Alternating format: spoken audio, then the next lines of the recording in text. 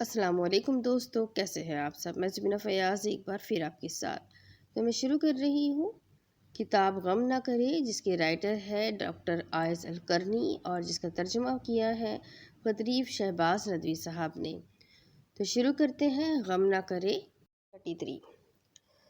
خبیب بن عدلی کو سولی کے پھندے پر چڑھایا گیا۔ خوشی خوشی یہ شعر پڑھتے ہوئے شہید ہو گئے۔ ولست ابالی حین اقتل مسلمہ علی اے جنب کان فی اللہ مصرعی۔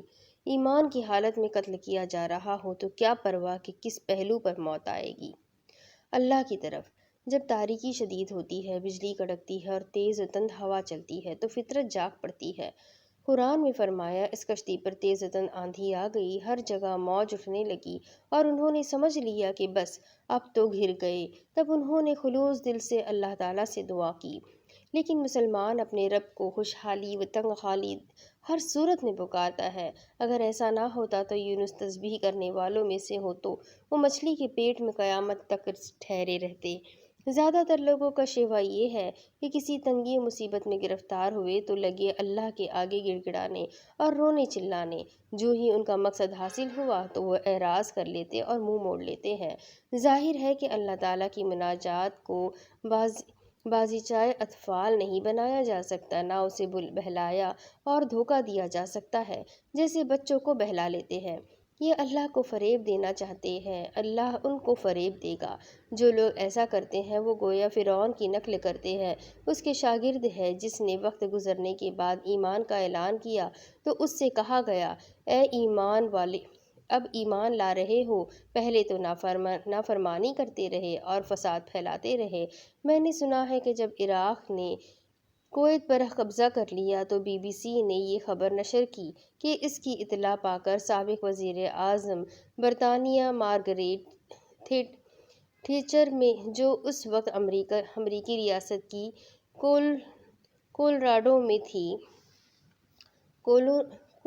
میں تھی، فوراً ہی گرجا کی طرف بھاگی اور سجدے میں گر گئی۔ ظاہر ہے کہ اس طرح کے واقعات کی توجیہ اس کے علاوہ اور کیا کی جا سکتی ہے کہ کفر و ضلالت کے باوجود مشکل اوقات میں فطرت خداوندی عود کر آتی ہے، کیونکہ انسان اسی فطرت پر پیدا کیا گیا ہے جیسا کہ حدیث ہے۔ ہر بچہ فطرت توحید پر پیدا ہوتا ہے، اس کے ماں باپ اسے یہودی، نصرانی یا مجوسی بنا دیتے ہیں۔ روزی میں تاخیر ہو جائے تو غم نہ کریں، روزی اپنے وقت پر ضرور ملے گی۔ جو اپنے مقدر کی روزی جلد پانا اور وقت سے آگے نکلنا چاہتا ہے، جب اس کی خواہشات پوری نہیں ہوتی تو شدید رنج و قلق کا شکار ہو جاتا ہے۔ جیسے آدمی نماز میں امام سے آگے بڑھے تو کیا فائدہ ہوگا، سلام تو امام کے بعد ہی پھیرے گا۔ رزق کا معاملہ بھی یہی ہے۔ رزق اور دوسرے تمام امور مقدر ہے۔ جو آفرینش خلق سے بھی 50 صدی پہلے لکھ دیے گئے ہیں۔ اللہ کا معاملہ آ رہا ہے، اس کی جلدی نہ مچاؤ، اور اگر وہ تمہیں کوئی خیر پہنچانا چاہے تو اس کے فضل کو کوئی ٹال نہیں سکتا۔ حضرت عمر فرماتے ہیں، اے اللہ، میں تیری پناہ لیتا ہوں فاجر کی سخت کوشی اور سقا کی دون ہمتی سے۔ یہ اپنے آپ میں ایک بہت عظیم اور سچی بات ہے۔ پوری تاریخ دیکھ ڈالیے، کتنے ہی اللہ کے دشمن سخت کوشی، جدوجہد، مضبوط ہمتی، ارادہ پہ ہم کوشش اور مقصد کی لگن سے سرشار ملیں گے، جبکہ بہت سے مسلمان سستی، کاہلی، فتور، پست ہمتی اور باہمی عدم تعاون کے شکار ملیں گے۔ اسی سے عمر کے قول کی گہرائی اور گہرائی سمجھ میں آتی ہے۔ ولید بن مغیرہ، امیہ بن خلف اور العاص بن وائل نے اپنے مال اللہ کے رسول سے دشمنی اور حق کے مقابلے میں صرف کیے۔ یہ اپنے مال اس راہ میں خرچ کریں گے، لیکن ان کو حسرت ہوگی جب یہ مغلوب ہوں گے۔ کتنے مسلمان اپنے مال فضائل اور ایمان کے راستوں میں خرچ کرنا نہیں چاہتے۔ جو بخل کرتا ہے تو یہ بخل اس کے ہی خلاف پڑے گا۔ یہ مثال ہے فاجر کی سخت کوشی اور ایمان والوں کی کمزوری کی۔ گوالٹ مائر یہودن یہودن تھی۔ اس کی یادداشتوں میں عداوت کی عنوان سے یہ لکھا ہے کہ زندگی کے ایک مرحلے میں وہ 16 گھنٹے لگاتار کام کرتی تھی۔ اپنی منحرف فکر اور باطل مقاصد کے خدمات کا یہ عالم، اسی کے ذریعے تو وہ بن گوریون کے ساتھ مل کر یہودی ریاست قائم کرنے میں کامیاب ہو گئی۔ جو چاہے اس کی کتاب دیکھ لے۔ اس کے مقابل ہزارہا مسلمان 1 گھنٹہ بھی کام نہیں کرتے، بس ان کا محبوب مشغلہ لہو ولعب، کھانا پینا، سونا اور وقت ضائع کرنا ہے۔ تمہیں کیا ہوا جب تم سے اللہ کے راستے میں نکلنے کے لیے کہا جاتا ہے تو سستی کے مارے زمین سے چپکے جاتے ہو؟ حضرت عمر رضی اللہ رات دن کام کرتے تھے، کم سوتے تھے۔ ان کے گھر والوں نے کہا، آپ سوتے کیوں نہیں؟ فرمایا، میں رات کو سوؤں تو میں ضائع ہوں گا، دن میں سو جاؤں تو رعایا ضائع ہوگی۔ قاتل یہودی موسی دایان کی یادداشتوں میں تلوار اور حکومت کے عنوان سے یہ ملتا ہے کہ ہم وقت چلت پھرت میں رہتا، آج ایک ملک میں کل دوسرے میں، آج اس شہر کل اس شہر میں، میٹنگ اور اجلاسوں میں شرکت کرتا، کانفرنس کرتا، سودے بازی اور معاہدات کرتا۔ اس نے رات دن ایک کر رکھے تھے، پھر اپنی ڈائری بھی لکھتا۔ میں نے دل میں کہا، ہائے افسوس، ملعون یہودی کتنی محنت کر رہے ہیں اور مسلمان کیسے عاجز و لاچار بنے ہوئے ہیں۔ یہ بھی فاجر کی جدوجہد اور سخا کی عاجزی و بے بسی کی ایک مثال ہے۔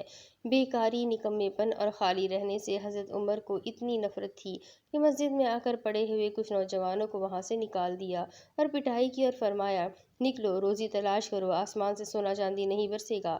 بیکاری اور نکمے پن کے ساتھ وسوسے، کدورت اور نفسیاتی امراض پیدا ہو جاتے ہیں۔ رنج و فکر سے عصبی نظام درہم برہم ہو جاتا ہے۔ عمل، نشاط اور چستی سے خوش و سرور ملتا اور مسرت حاصل ہوتی ہے۔ زندگی میں ہر آدمی اپنا کردار ادا کرنے لگے تو ہمارے رنج و فکر، حزن و ملال اور عقلی، عصبی اور نفسیاتی بیماریاں سب ختم ہو جائیں۔ کارخانے قائم ہوں، ورکشاپ چلے، دعوتی، امدادی اور رفاہی کام کرنے والی سوسائٹیاں قائم ہوں، کیمپ لگائے جائیں اور ادبی مراکز نیز علمی تربیت گاہیں اور اجلاس انعقاد پذیر ہوں۔ کہہ دو، عمل کرو، زمین میں پھیل جاؤ، آگے بڑھو، مقابلہ کرو۔ حدیث میں آیا ہے کہ اللہ کے نبی داؤد علیہ السلام دسنت کاری کے ذریعے روزی کماتے تھے۔ شیخ راشد نے اپنی کتاب زندگی کا بناؤ میں اس مسئلے پر تفصیل سے روشنی ڈالی ہے اور بتایا ہے کہ بہت سارے لوگ زندگی میں اپنی ذمہ داریاں ادا نہیں کرتے۔ کتنے ہی لوگ زندہ ہیں، مردوں کی طرح رہتے ہیں، انہیں زندگی کا راز معلوم ہی نہیں۔ وہ نہ اپنے مستقبل کی تعمیر کرتے، نہ اپنی امت کا کچھ بھلا کرتے، بلکہ انہوں نے پیچھے رہ جانے والوں میں ہونا پسند کر لیا۔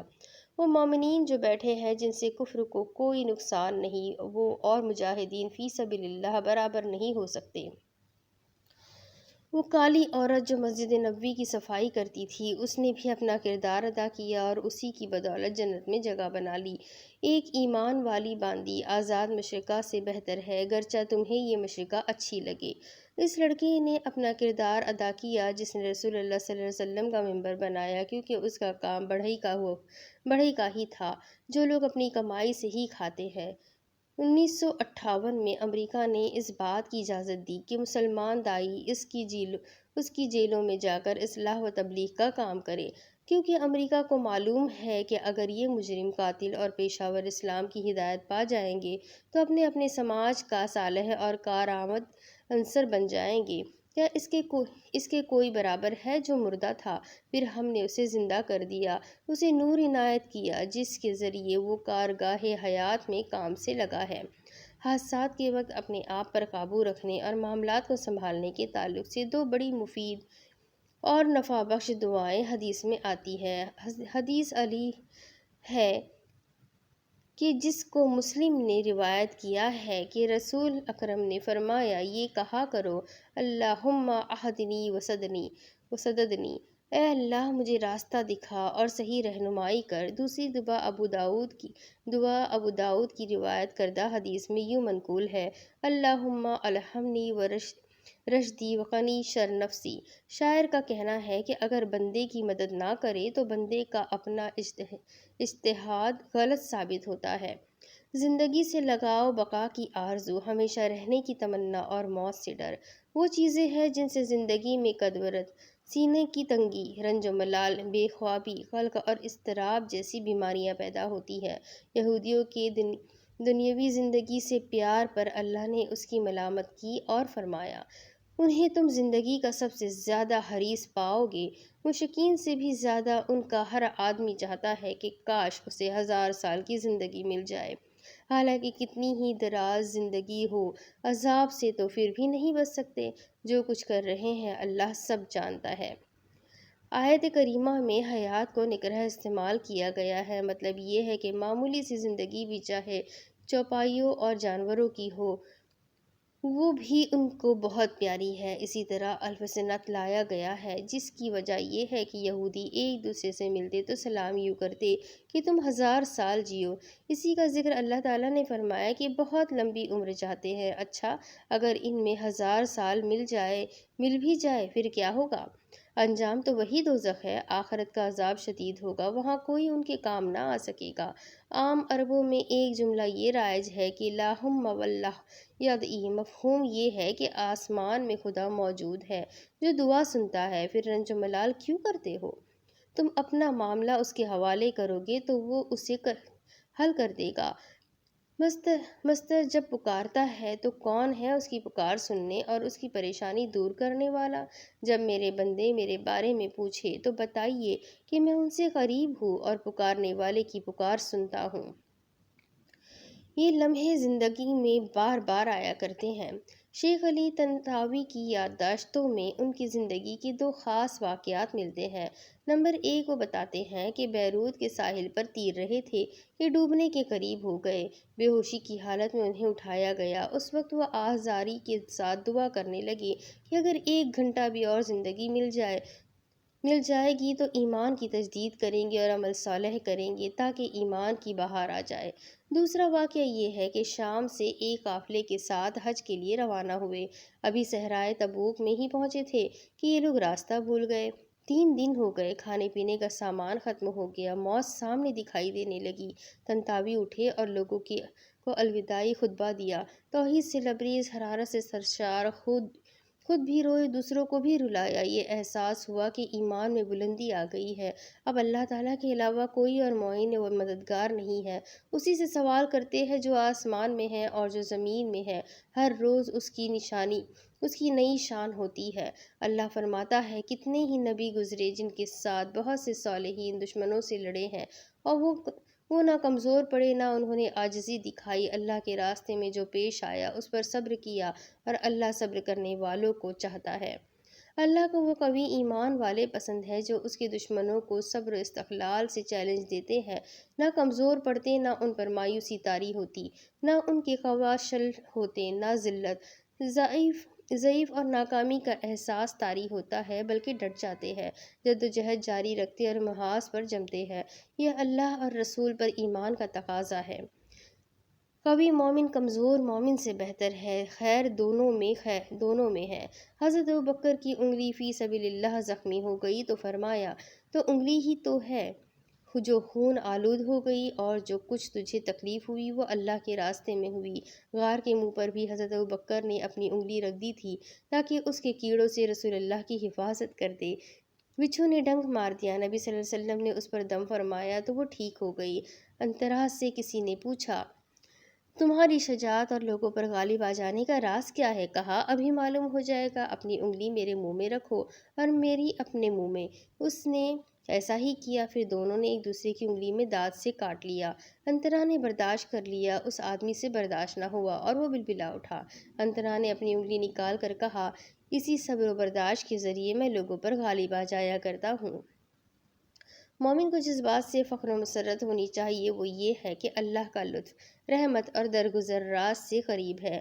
وہ ایمان کے مطابق ہی اللہ کے لطف و کرم کو محسوس کرتا ہے۔ ساری کائنات، ذی روح، بے زبان مخلوقات، پرندے، چوپائے وغیرہ سبھی یہ جانتے ہیں کہ ان کا ایک پالن ہارا اور مالک ہے۔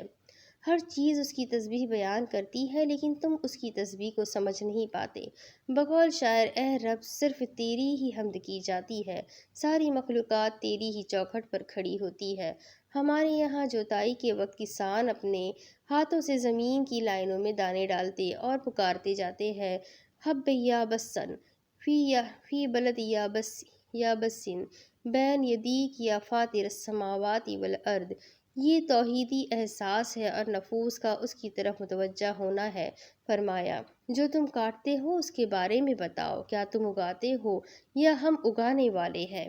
عبدالحمید کشک بہترین خطیب تھے، نابینا تھے۔ ایک دن خطبہ دینے کھڑے ہوئے، ممبر پر پہنچ کر اپنی جیب سے کھجور کا ایک چوڑا سا پتا نکالا، جس پر قدرتی طور پر اللہ جلی حروفوں اور خوبصورت کوفی خط میں لکھا ہوا تھا۔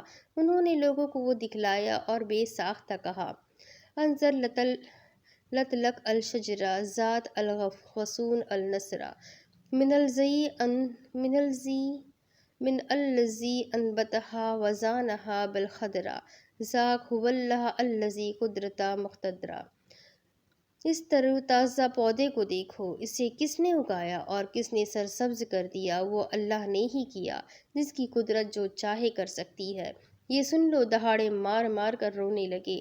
یہ سن کر لوگ دہاڑے مار مار کر رونے لگے۔ فاطر السماوات والارض کی نشانیاں کائنات میں بکھری ہوئی ہے، جو اس کی وحدانیت، صمدیت، ربوبیت اور الوہیت کی گواہی دیتی ہے۔ اے اللہ، اے ہمارے رب، تو نے یہ سب یوں ہی پیدا نہیں کر دیا۔ خوشی و مسرت کے حصول کی بنیادی بات یہ احساس ہے کہ ہمارا ایک رب ہے جو رحم کرتا، مغفرت کرتا اور توبہ کرنے والے کی توبہ قبول کرتا ہے۔ اس رب عظیم کی رحمت کی بشارت آپ کو بھی ہے، جس کی رحمت آسمان و زمین پر چھائی ہوئی ہے۔ فرمایا، میری رحمت ہر چیز کو وسیع ہے۔ سبحان اللہ و تعالیٰ کے لطف و کرم کے کیا ٹھکانے ہیں۔ ایک صحیح حدیث میں وارد ہے کہ ایک اعرابی نے نبی صلی اللہ علیہ وسلم کے ساتھ نماز پڑھی۔ تشہد میں بیٹھ کر اس نے یہ دعا کی کہ یا اللہ، مجھ پر اور محمد صلی اللہ علیہ وسلم پر رحم فرما اور ہمارے ساتھ کسی پر رحم نہ کر۔ آپ نے فرمایا، تم نے ایک وسیع چیز کو تنگ کر دیا۔ فرمایا، اللہ مومنین پر بڑا مہربان ہے۔ ایک حدیث میں ہے کہ اللہ اپنے بندوں پر اس سے زیادہ رحم کرتا ہے جتنا ایک ماں اپنے بچے پر کرتی ہے۔ ایک آدمی نے اللہ کے عذاب کے خوف سے اپنے آپ کو موت کے بعد جلوا لیا۔ اللہ نے اس کے جسم کو اکٹھا کر کے پوچھا، بندے، تو نے ایسا کیوں کیا؟ بولا، میرے رب، مجھے تیرا خوف تھا اور اپنے گناہوں پر پشیمانی، تو اسے اللہ نے جنت میں داخل کر دیا۔ یہ واقعہ صحیح حدیث میں آیا ہے۔ فرمایا، جو اپنے رب کی عظمت سے ڈرا اور اپنے آپ کو خواہشات سے بچایا تو اس کا ٹھکانہ جنت ہوگا۔ اللہ نے ایک موحد لیکن مصرف آدمی کا حساب لیا۔ اس کے پاس کوئی نیکی نہ پائی، البتہ وہ دنیا میں تجارت کرتا تھا اور محتاجوں کو معاف کر دیا کرتا تھا۔ تو اللہ نے فرمایا، تجھ سے زیادہ کرم کرنا تو ہمارے لیے زیبا ہے۔ فرمایا، اس کو معاف کر دو۔ چنانچہ اسے بھی جنت میں داخل کر دیا گیا، جس سے مجھے امید ہے کہ وہ روز جزا میرے گناہ معاف کر دے گا۔ اللہ کی رحمت سے مایوس نہ ہو اس سے، اے ہمت مردانہ۔ امام مسلم نے روایت کی ہے کہ رسول اللہ صلی اللہ علیہ وسلم نے لوگوں کو نماز پڑھائی تو ایک آدمی کھڑا ہوا اور اس نے کہا، یا رسول اللہ، میں نے گناہ کر لیا ہے، اس لیے مجھ پر حد جاری فرمائیے۔ آپ نے فرمایا، کیا تم نے ہمارے ساتھ نماز پڑھی ہے؟ اس نے کہا، جی ہاں۔ فرمایا، تب جاؤ، اللہ نے تجھے معاف کر دیا۔ جو کوئی برائی کرے گا یا اپنے اوپر ظلم کرے گا پھر اللہ سے استغفار کرے گا، وہ اللہ کو غفور الرحیم پائے گا۔ ایک لطف خفی بندے کو اوپر نیچے دائیں بائیں اور آگے پیچھے ہر طرف سے گھیرے ہوئے ہیں۔ یہ لطف خفی اللہ رب العالمین کا ہے۔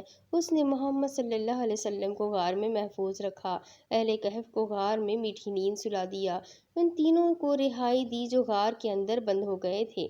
ابراہیم علیہ السلام کو آگ سے نجات دی، موسیٰ علیہ السلام کو ڈوبنے سے اور نوح علیہ السلام کو طوفان سے بچایا، یوسف علیہ السلام کو کنویں سے نکالا اور ایوب علیہ السلام کو بیماری سے شفا دی۔ طور پر جس نے موسیٰ کو اونچا کیا، نار نمرود کو جس نے ٹھنڈا کیا۔ سبحان اللہ۔ اللہ ہی سب کچھ کرنے والا ہے، بس اللہ سے مانگے، اللہ کے ساتھ جڑ جائے، جتنا ہو سکے اپنے اللہ کے حق میں اللہ کے ساتھ رہے، اللہ کا ذکر کرے اور مجھے بھی اپنی دعاؤں میں ضرور یاد رکھے۔ اس کے آگے کی سٹوری میں آپ کو اگلی قسط میں سناؤں گی۔ تب تک کے لیے چینل کو ضرور سبسکرائب کر لیجیے گا، اپنے بیل آئیکن کو دبا دیجیے گا اور اپنے کانٹیکٹس میں اس کتاب کو ضرور شیئر کیجیے گا۔ ملتے ہیں اگلے ویڈیو میں، تب تک کے لیے اپنا خوب سارا خیال رکھے۔ مجھے بھی دعاؤں میں یاد رکھیں۔ اللہ حافظ۔